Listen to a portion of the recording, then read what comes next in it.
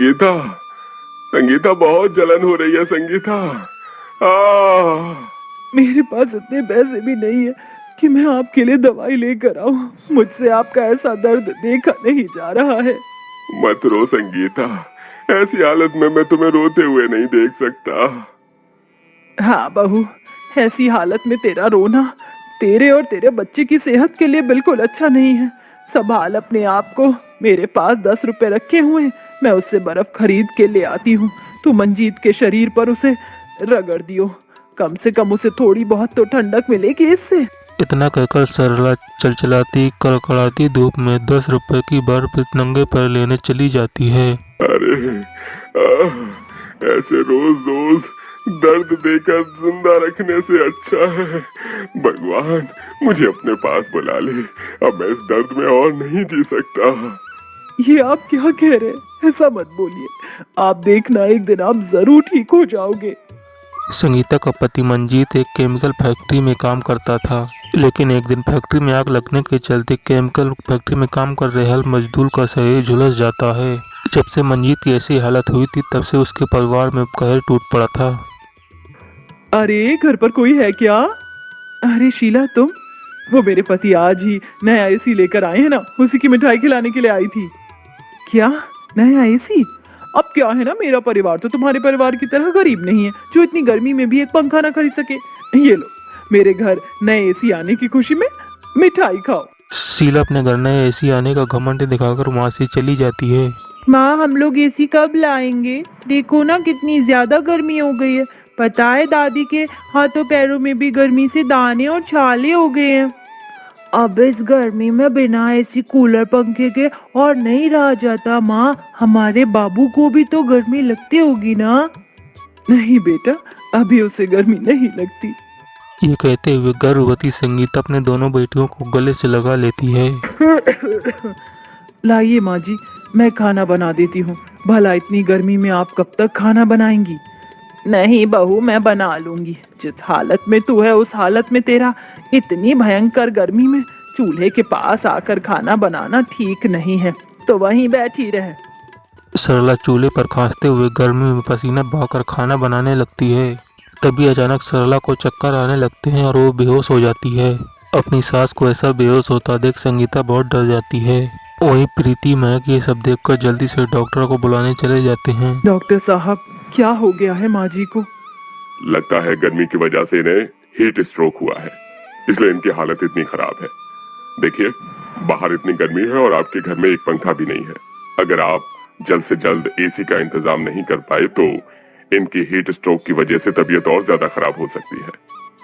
इतना कहकर डॉक्टर वहां से चला जाता है। डॉक्टर की बात सुन संगीता रोने लगती है। अगर आपको कुछ हो गया तो मैं किसके सहारे रहूंगी? डॉक्टर तो कुछ भी बोलते हैं, मुझे कुछ नहीं हुआ है, मैं ठीक हूँ। संगीता जानती थी कि उसकी सास की हालत गर्मी के कारण दिन में दिन खराब होती जा रही है। इसके चलते संगीता कई जगह पर काम ढूंढने की कोशिश करती है, लेकिन गर्भवती होने के कारण संगीता को कहीं भी काम नहीं मिलता। लेकिन एक वक्त ऐसा आता है कि हद से ज्यादा गर्मी बढ़ जाने की वजह से सरला हमेशा के लिए इस दुनिया को अलविदा कह जाती है। नहीं दादी, आप हमें छोड़कर नहीं जा सकती। दादी माँ उठो ना। दादी माँ, अब हमें कहानी कौन सुनाएगा? माँ, दादी माँ को क्या हुआ है? वो कुछ बोल क्यों नहीं रही है? बेटा, तुम्हारी दादी माँ अब हमें छोड़कर चली गई है। वो अब हमसे कभी बात नहीं करेंगी। संगीता अपने सास की जाने के दुख में बड़ी मुश्किल से अपने आप को और दोनों बेटियों को संभालती है। बीतते दिनों के साथ साथ गर्मी काफी ज्यादा बढ़ चुकी थी। ऐसे ही एक दिन संगीता अपने घर के बाहर सफाई कर रही होती है कि तभी वहां से गुजर रही एक बहुत बूढ़ी औरत उसके घर के सामने आकर बेहोश हो जाती है, जिसे देख संगीता पानी लेकर उस बूढ़ी औरत के पास जाती है और उसे पानी छिड़ककर उसे होश में लाती है। माँ जी, आप ठीक तो है ना? हाँ बेटी, हाँ मैं ठीक हूँ।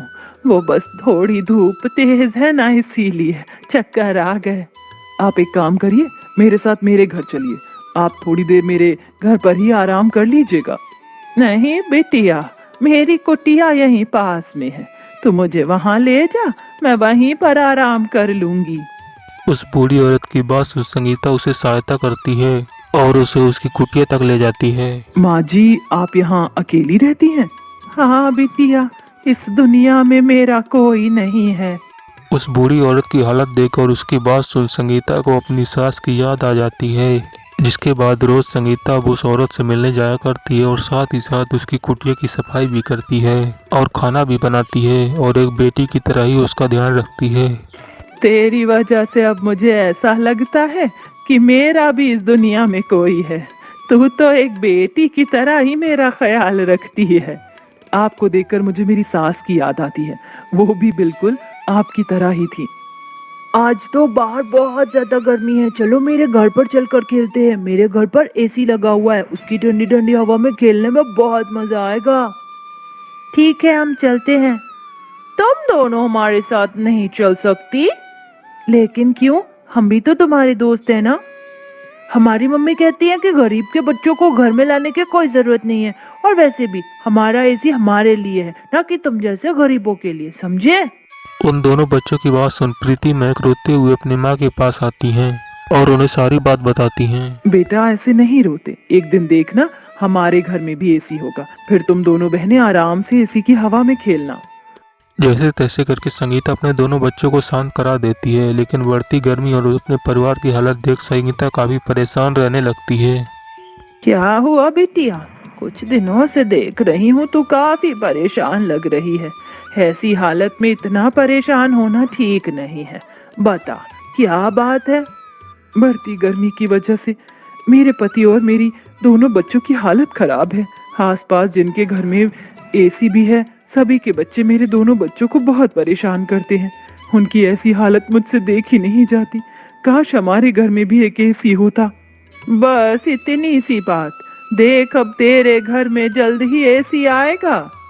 थोड़ी देर में शाम हो जाती है, जिसके बाद संगीता उस बूढ़ी औरत को खाना देकर अपने घर आ जाती है। संगीता जैसे ही घर के अंदर आती है और देखती है कि उसके घर में भी एसी लगा हुआ है। ये देख संगीता चौंक जाती है। ये हमारे घर में एसी कहाँ से आया? किसने लगाया है इसे? माँ, आपने ही तो उन दो अंकल को एसी लगाने के लिए भेजा था। क्या? मैं? लेकिन मैंने... संगीता इतना बोल रही होती है कि तभी उसे उस बूढ़ी औरत की बात याद आती है, जिसे सोच संगीता उस बूढ़ी औरत की कुटिया के पास जाती है, लेकिन अब वहाँ ना वो बूढ़ी औरत थी ना उसकी कुटिया, जिसे देख संगीता को बड़ा अजीब लगता है। लेकिन अब वो वापस घर आ जाती है और अब संगीता, उसका पति, उसकी दोनों बेटियां एसी की ठंडी हवा में रात पाती हैं।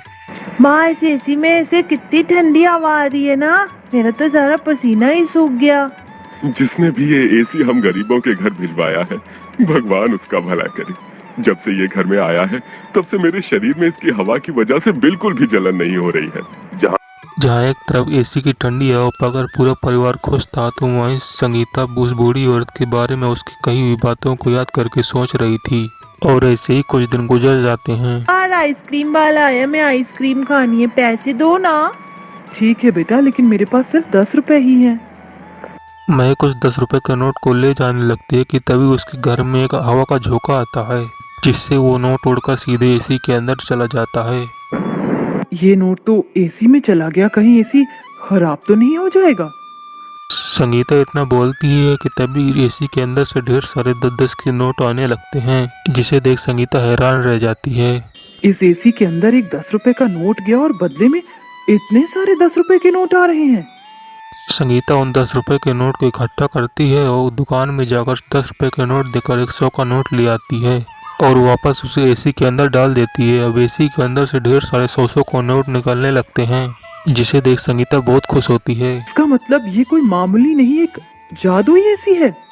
माँ, अगर ये जादुई एसी है तो ये तो हमें ढेर सारे कपड़े और खिलौने भी दे सकता है ना? और माँ, ढेर सारा लजीज पकवान। महक प्रीति के इतना बोलते ही उस एसी के अंदर से पैसों के साथ साथ ढेर सारे कपड़े, पकवान, खेल खिलौने आने लगते हैं। ये सब देख वो लोग बहुत खुश होते हैं। इसका मतलब वो बूढ़ी औरत कोई साधारण इंसान नहीं थी, बल्कि भगवान का रूप थी, जो हमारी परीक्षा ले रही थी, और उन्होंने हमें परीक्षा में इतना अच्छा फल दिया है। संगीता उस जादू एसी को पकड़ बहुत खुश थी और वो उसकी मदद से अपने पति के लिए दवाई मंगाती है, जिसके चलते मंजीत भी कुछ दिनों में ठीक हो जाता है।